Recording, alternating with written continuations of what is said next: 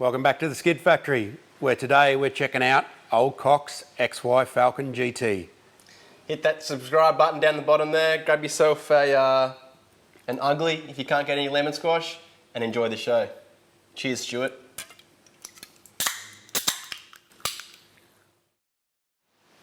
This is Old Cock's 1970 XY Falcon. It isn't a GT, but it looks exactly like one, so I'm going to call it that, so don't get your knickers in a knot. So this, he actually purchased this as an unfinished project. It had a ton of work put into the bodywork. The rotisserie build, the underside of it, you could eat off it. Had all the parts with it, but just needed assembling. Got it really cheap for what these things are worth a fortune in Australia. So he just had to basically finish the car. So that was supposed to be a quick and easy, throw it together, but that's not how things work when you're building cars. So he fell deeply down the rabbit hole and ended up spending a fortune on it. Very sort of detailed driveline build. Had a list of requirements that were probably, well, the list of requirements were bound to get him into trouble as far as cost goes. So I think he's ticked most of the boxes. It's a pretty neat thing. The body had sustained a little bit of bump damage just from sitting around for years.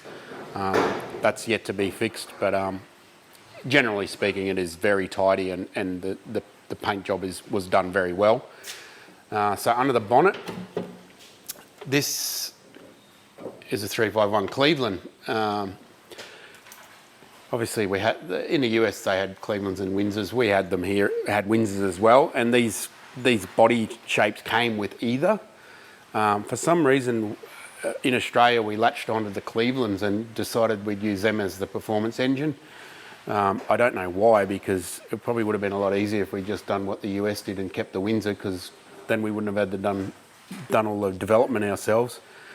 But it is what it is, and the Clevo is the engine for Australia, so there it is. This thing here, I don't know what they call it in America. It's probably called like a hood induction or something, but in Australia we call it a shaker, and that's a heaps better name. And the reason they call it a shaker is because when you're sitting in the front seat and it's poking through the bonnet, it's going like this because of your big cam. And how cool a name is that? So that's obviously the air induction scoop. You just have to pull that all apart. I think it's sort of half made out of an original air cleaner, maybe, I'm not sure. So we'll rip that off, and so we can have a quick look at what's going on with the engine.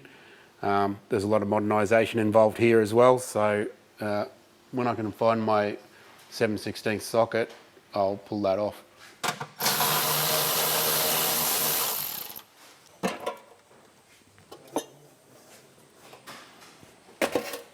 So that's not a carburetor, and that's a good thing. It's a Holley throttle body, similar to what the Nova had on it, but it does not have injectors in it. We've retained port injection on this engine. This is an original old Edelbrock manifold from, I don't know, probably the 80s or something like that. It's been converted to port injection by a machinist that we know down sort of in this region, and what he does is he puts them in a mill and mills out the hole and then threads them, and he has these threaded adapters made up. And the reason for that is because welding onto old used cast manifolds from the 80s can be very difficult to get it done cleanly. So instead of welding the bosses on, they're actually screwed in with a very strong Loctite on them. Screwed down to whatever height they need to be and let set, and then you just cut off the bottom of them and sort of port around them. Works really well. I've used that method a few times on various things. So it's got Ls3 injectors just because there's plenty of them lying around and we got them cheap. The ECU is an Elite 2000, which is the same as a 2500, just doesn't have drive-by-wire. Not required because it doesn't have drive-by-wire, so there's no need to use the 2500 if you aren't using drive-by-wire. So it's got obviously 8 injector. It's got LS1 type coils on it, direct fire. It's got a crank angle sensor that is kind of made out of a dizzy housing. Inside of it, has a like a Bosch type pickup out of a VT Commodore, which is a Hall effect sensor with an extra window for to give it a sort of a 360-degree split between the cycle. That came from an Australian supplier. It is a good product, but I'm not going to say who supplied it because they were a very difficult to get along with, and they also ripped me off very badly on it. So I'm not going to mention them. It does work though.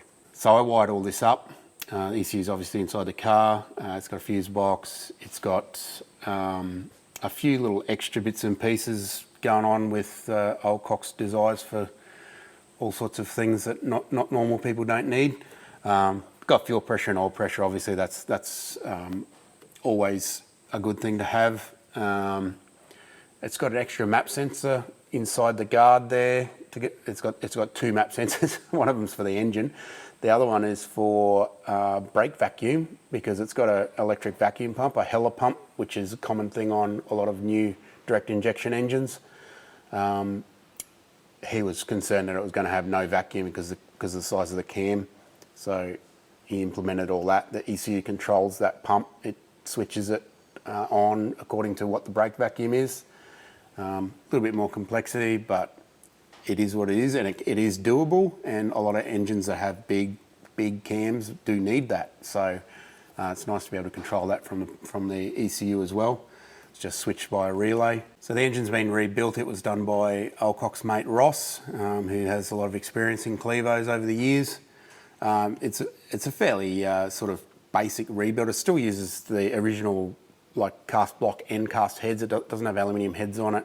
It's just been sort of rebuilt in the style that it would have been done back in the 80s sort of thing, before we had all this cheap cylinder heads and stuff available to us.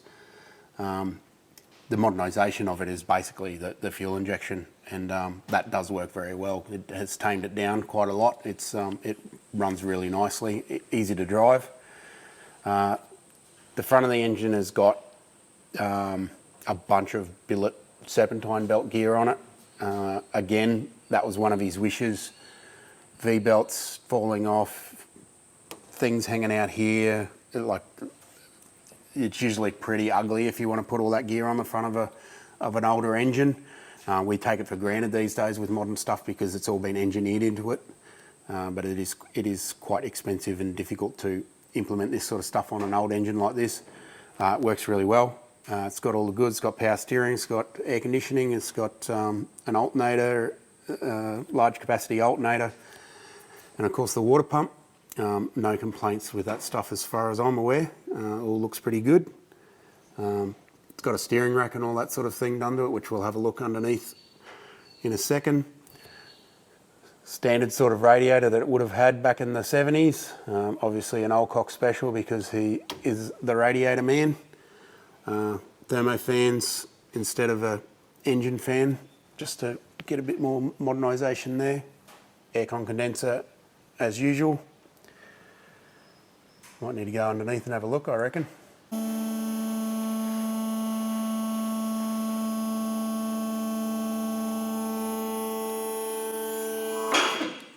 She's pretty clean underneath here. As I said, it's looks like it's had a sort of rotisserie style build done on it with all the floor pan, everything has been redone. It's really neat. Nice to see, also nice to work with.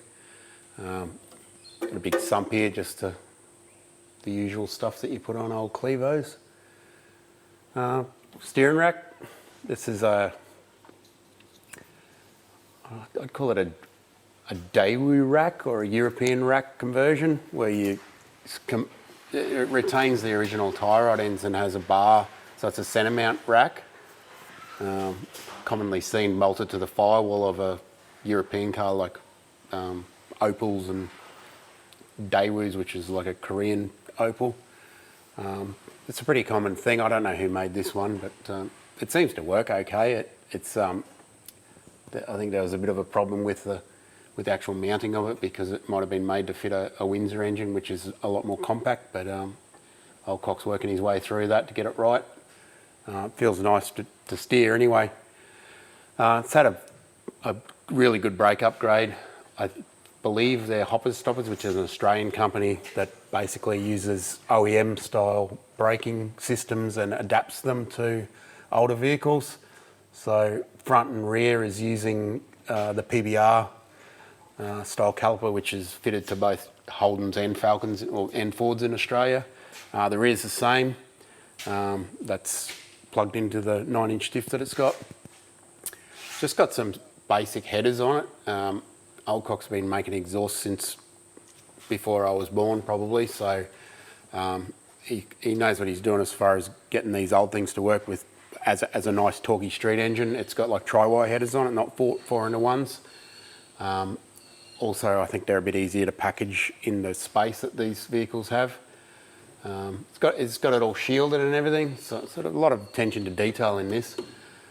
This is the old top loader. It's been rebuilt to how they described it as Muscle Car Master Spec, which is like a race series in Australia where they race older cars like this, obviously muscle cars. So it's got a very nice fancy shifter on it, race sort of spec thing. It does shift gears all right. These old things, the shifters were really nasty in them. Probably one of the worst things about them was the old linkages and stuff like that. This thing here is flash. It works really well. A little balance pipe here. Doesn't have an X pipe because that's not how Old Cock rolls, because he is old school. X pipes are for young men. Got the usual mufflers, same mufflers that I always use on everything, Magnaflow style. Down the back here we got a big 9-inch, that was in it. These did come with a 9-inch diff when they had the Clevo in them in this spec. The whole thing's been completely rebuilt, again by the same guy that did the transmission, Muscle Car Master spec. I'm sure it's not going to break too easily. In the back we got the Falcon style brakes. It's got the handbrake that actually works, which is a revelation on a car this age. You pull the handbrake lever and the car doesn't roll away. So that's off a late model Falcon in Australia.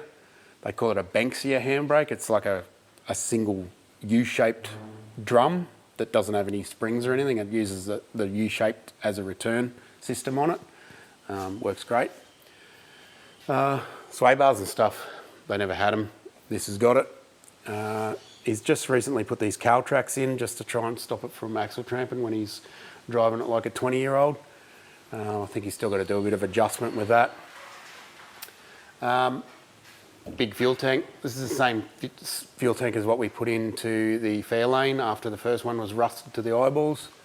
It's massive. It's like 130 litres. That's the GTHO tank that they used in the racing when they raced these at Bathurst in the late 60s, early 70s.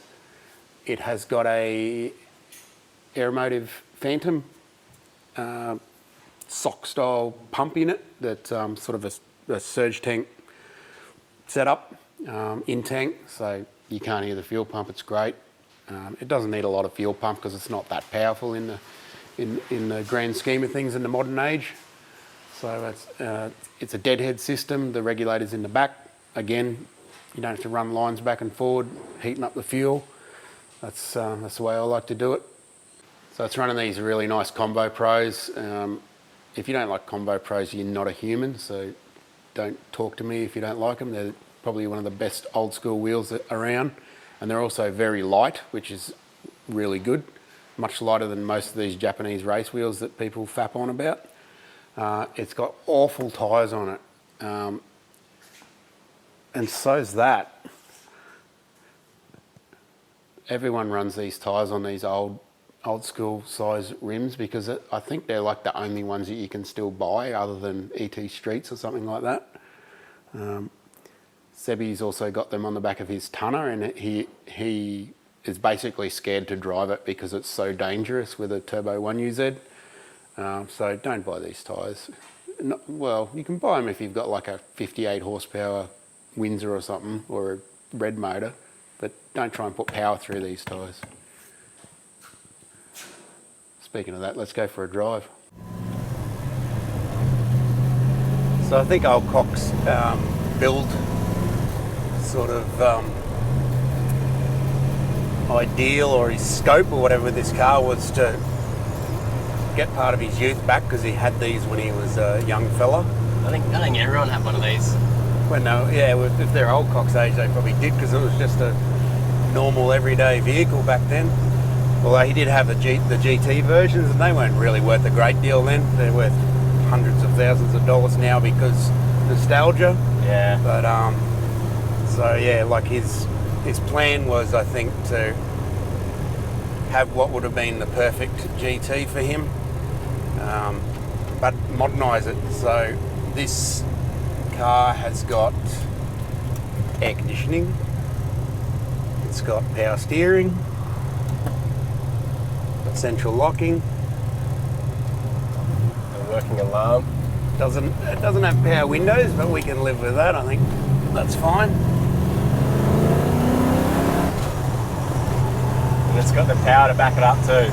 It's got fuel injection, it's got idle control, got all the gear. It's got noisy windows. It's got a it's got the noisy corner windows just to keep that old school feel about it.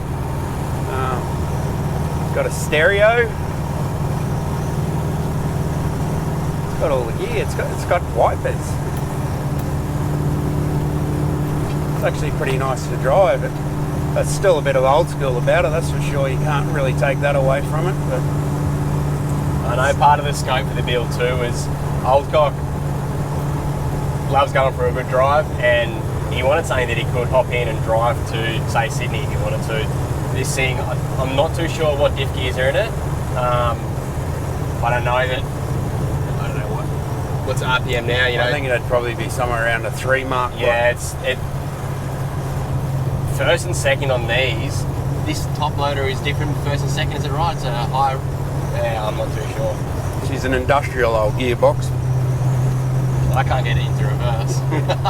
It's because you broke your hand. Don't tell anybody. Yeah, she's still got the old original gear in it. The top loader, been rebuilt, but she's still an industrial sort of thing. He was talking about putting an auto in it and then T56s and sort of modernising it, but I think he sort of decided to keep it a bit more original in that regard. And it shifts really nicely, and the clutch is beautiful. It's got a twin plate clutch in it. It's got a, I think it's like a McLeod hydraulic control on it, so it's got a concentric slave cylinder and stuff. So it feels beautiful to drive. It's, I wouldn't say it's just like a Corolla, but it's not too bad. Like it's not hard to drive or anything like that. The steering's like a bloody Corolla. It's light as hell. It's like a feather. So it's got the rack conversion. Bit of fiddling around with that rack conversion. They, as with many off-the-shelf products, they seem to have built the thing and never actually fitted it to a car, because it didn't actually fit this Cleveland engine. They must have designed it off a Windsor-based setup, which is not that common in Australia. Everything's Windsor in the States. Everything's Clevo here. Like they did sell Windsors in these vehicles, but most people put Clevelands in them because we got better aftermarket support for that. That was what was in the XY GTs and GTHOs, and further on we built our own sort of aftermarket performance scene around Cleveland's. I'm not sure why that happened, but that's just how it is. So yeah, the rack didn't fit against the sump, which is obviously bigger. It's a lot bigger engine physically on the outside. So that was a bit of a drama. So that they worked through that, and now they're just working through getting rid of bump steer and stuff, adjusting, moving things around, changing the wheel alignment, stuff like that. So I think that's old Cock also being a perfectionist. He's very pedantic about stuff, and also pretty patient too. He's got the resources to just keep working away at it. Sometimes he gets the shits with it and has a bit of a rage, and then you just sort of put it away for a bit and then come back to it, which is the way to go. there was a slight vibration in the driveline, which I rocked up one day to Noosa Rads for a quick lemon squash, and he goes, jump in the car and let's go for a drive. Tell him what you think. And the vibration was absolutely minimal. I don't know you're going to watch this old cock and and have a giggle, but for you to pick that up is, yeah, just goes to say how much you love this car and how perfect that you want it. Yeah, there was a vibration there, but it's tiny, you know. I mean, I'm used to driving a shitty old Challenger that is noisy and it's woeful to drive, but this thing in comparison is amazing. This is just, yeah, I'm speechless for how well this car drives. Yeah, it's pretty impressive for an old girl. And it isn't as easy as people think to modernise an old car.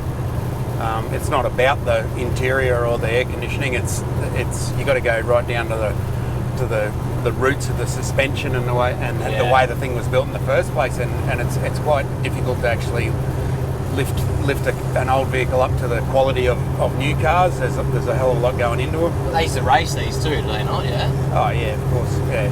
They would have been a massive handful flying around on cross-ply tyres, and I think they might have exaggerated how much power they made, but it was probably plenty at the time. Big angry engines with no brakes and no tyres. Yeah, I certainly would have had some balls throwing these things around Bathurst, that's for sure. So I've got a question now. In comparison to the Fairlane, but also the Nova, kind of the same era, but similar. This is definitely a lot less of a cruisy car, and that's mainly because it's got a manual gearbox in it. So you've got to be a bit more engaged with it. You can't just sort of whack it in D for drag and go. You also can't put it in neutral and hit the red line and then hit D for maximum respect, which is, come on, that's not but I guess you can always hold the clutch in and hit the red line and then dump the clutch for maximum respect. Properly. It's not a VS Commodore. No. It doesn't make any manging noises, so it's definitely not a VS Commodore. We better sneak this back to Old Cox now. He just went out for, I don't know, to get beer or something. We kind of just borrowed it. Just getting some big thumbs up from someone then. So we better sneak it back and pretend it never moved. He'll never know. Thanks for watching as always. Be sure to hit that subscribe button down the bottom right or at the end, wherever I put it. Better get home for a lemon squash. I think we're being followed. Is that Cam? Yeah, I think it's the Nova, eh? It is. Maybe he wants a race.